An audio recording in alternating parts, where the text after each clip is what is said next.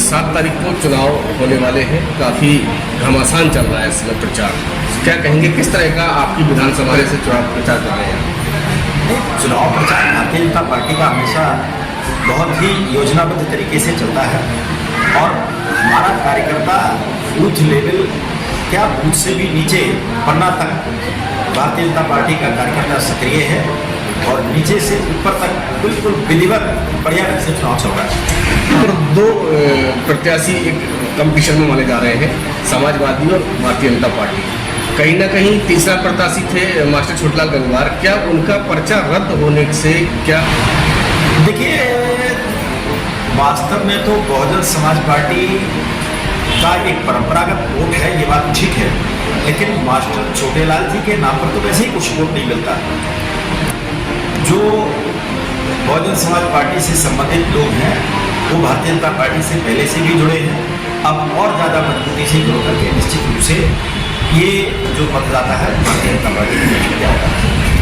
क्षेत्र में आप पहले भी भ्रमण कर रहे हैं, लगातार क्षेत्र में बने हुए हैं। इससे पहले विकसित भारत संकल्प यात्रा में आप लगातार जा रहे थे, तो आपने कहा था कि जिससे संतोष जी को वोट करें हमारे लिए 9वीं बार संतोष गंगवार। अब उसी जनता को दोबारा से किस तरह से आप बता रहे हैं? देखिए, वास्तव में तो हमारा प्रत्याशी कमल का फूल रहता है। भारतीय जनता पार्टी में चेहरा कौन है इस चीज़ को बहुत ज़्यादा महत्ता नहीं रहती, वोट कमल के फूल को मिलता है।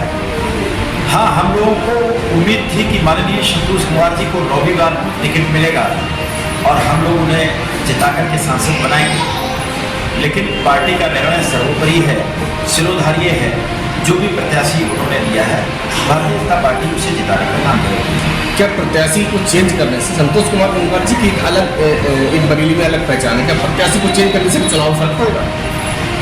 नहीं, देखिए, भारतीय जनता पार्टी जिस तरह से चुनाव लड़ती है उसमें प्रत्याशी उतना महत्वपूर्ण नहीं रह जाता है। ये बात बिल्कुल ठीक है कि माननीय संतोष कुमार जी का चेहरा एक बड़ा चेहरा है और वो देश के बड़े नेता हैं, किंतु पार्टी ने प्रत्याशी परिवर्तित किया है, इससे कोई बहुत बड़ा अंतर होने वाला नहीं है। ये पार्टी की अपनी कोई योजना होगी, हो सकता है कि उन्हें कुछ और बेहतर स्थान मिलने वाला हो, पार्टी की कोई और अच्छी योजना हो। जिस तरह से आप क्षेत्र में जा रहे हैं, क्या जनता के बीच जाने के बाद कुछ समस्याएं आ रही हैं? देखिए, छोटी मोटी समस्याएं तो हर जगह रहती हैं, लेकिन आमतौर पर जनता भारतीय जनता पार्टी के कामों से बहुत प्रसन्न है और जहां सरकारों की एंटी इनकम्बेंसी होती है वहां भाजपा की प्रो इनकम्बेंसी है। लोग मोदी को तीसरी बार लाना चाहते हैं और कहीं कोई शक शुबा ना रह जाए, इसलिए ज़्यादा से ज़्यादा मतदाता भाजपा के पक्ष में जाएगा। गठबंधन से आपका मुकाबला है, क्या लगता है, क्या किस तरह की जीत हासिल करेंगे यहाँ पर? भारतीय जनता पार्टी बरेली जिले में बहुत बड़ी जीत हासिल करने वाली है, क्योंकि जो प्रत्याशी सामने हैं वास्तव में वो कहीं नहीं ठहरते हैं। जनता के बीच में जो नहीं जाता है जनता उसे पसंद नहीं करती। श्री एरन जी एक बार सांसद भी रहे हैं और सांसद रहने के बाद भी कभी जनता के काम नहीं आए, जनता के बीच में नहीं रहे।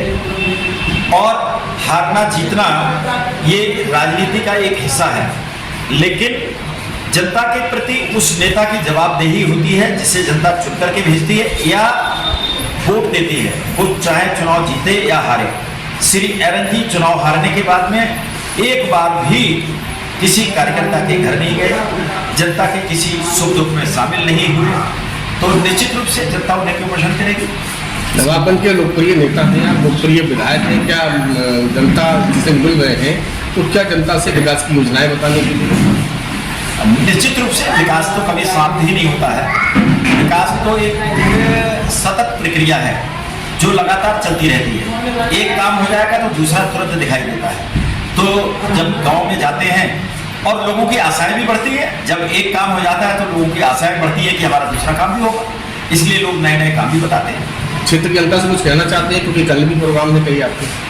नहीं, निश्चित रूप से हमारा निवेदन है अपने क्षेत्र के सभी साथियों से कि जो भारतीय जनता पार्टी की सरकार माननीय नरेंद्र मोदी, माननीय योगी आदित्यनाथ जी बराबर गरीब कल्याण की योजनाओं पर लगे हुए हैं, युवा कल्याण पर लगे हैं, किसानों के लिए बराबर मेहनत कर रहे हैं और महिलाओं के लिए उनकी सुरक्षा के लिए, उनके सम्मान के लिए, उनको काम देने के लिए बराबर संकल्पित हैं।